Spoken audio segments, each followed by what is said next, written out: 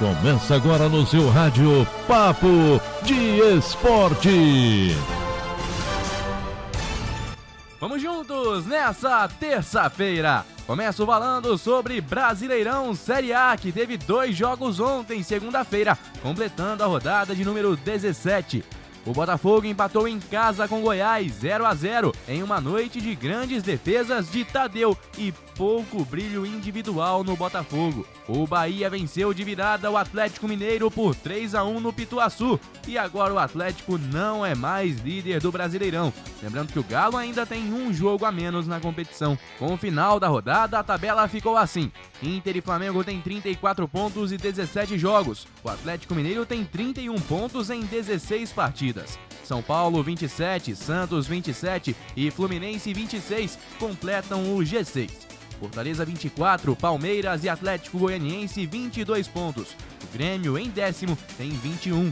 Sport 20, Bahia, Ceará e Botafogo 19. O Vasco caiu 3 posições ao final da rodada e está em 15º com 18 pontos. Mesma pontuação do Corinthians, que caiu 2 posições. Os últimos 4 colocados da tabela são Atlético Paranaense, Coritiba e Bragantino com 16 pontos cada um e o Goiás com 11 pontos feitos até aqui na competição. Lembrando que o Goiás ainda tem 2 jogos a menos em relação aos rivais. O Brasileirão volta em peso no próximo final de semana, mas esse meio de semana tem jogo ainda. Tem Vasco e Corinthians em um jogo antecipado da rodada de número 18. Vamos falar de números? O artilheiro Thiago Galhardo empilha gols e assistências a cada rodada e é quem impulsiona a campanha do Inter no Brasileirão. Mas a liderança da equipe de Eduardo Cudê no campeonato começa muito antes de seu goleador decidir no ataque. Encontra suas bases no sistema defensivo. Atual líder do Brasileirão, o Colorado é dono da melhor defesa entre os 20 clubes da Série A. O número leva em conta a média de gols sofridos no ano. O Inter também é a equipe com mais jogos sem sofrer gols na temporada. A equipe sofreu 28 gols em 40 jogos, com média de 0,7 gols sofrido por partida. O Fortaleza de Rogério Ceni foi vazado 27 vezes, mas em 38 jogos. A média é levemente superior, de 0,71 gol por jogo. Ainda nas estatísticas, só que no Flamengo, contratado em 2017 pelo rubro-negro, Everton Ribeiro tem nesta temporada sua melhor média de gols. Ao todo, o camisa 7 marcou 7 vezes em 32 partidas, mais do que em 2019 inteiro, e se mantiver o ritmo, vai passar com facilidade o seu recorde. Em 2018, fez 10 gols em 57 partidas. Na vitoriosa trajetória do Flamengo em 2019, Everton mostrou uma outra característica. Com os gols mais centralizados em Gabigol, Bruno Henrique e Arrascaeta, o camisa 7 bateu recorde de assistências, 15 em 62 jogos. Este ano, em 32 partidas, ele tem 7 gols e 5 assistências, com média de 0,23 gol por partida. Falando agora de Série B, treino comandado na segunda-feira e contrato registrado na CBF. Tudo pronto para Felipão reestrear como treinador do Cruzeiro. 19 anos depois da saída, o treinador voltará ao banco com o uniforme estrelado nesta terça-feira, às 9h30 da noite, contra o Operário, pela 17ª rodada do Brasileirão Série B.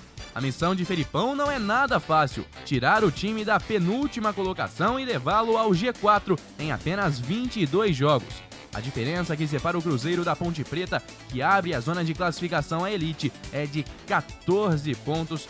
Mas a primeira coisa que o Cruzeiro tem que pensar é não cair para a Série C, né? E aí depois, se der, ele pensa em subir para a Série A. Mas a tarefa é realmente muito complicada. São 14 pontos separando a Raposa da Macaca, a Ponte Preta, que está lá em 4º lugar na tabela do Brasileirão Série B. Vamos falar de Libertadores da América, porque neste meio de semana tem jogo. Hoje, terça-feira, tem Peñarol e Atlético Paranaense no estádio Campeão del Siglo, às 9h30 da noite. Na tabela do Grupo C, o Atlético tem 10 pontos e busca assegurar a liderança. Um empate basta, uma vez que o Jorge Wilstermann tem 7 pontos em segundo lugar.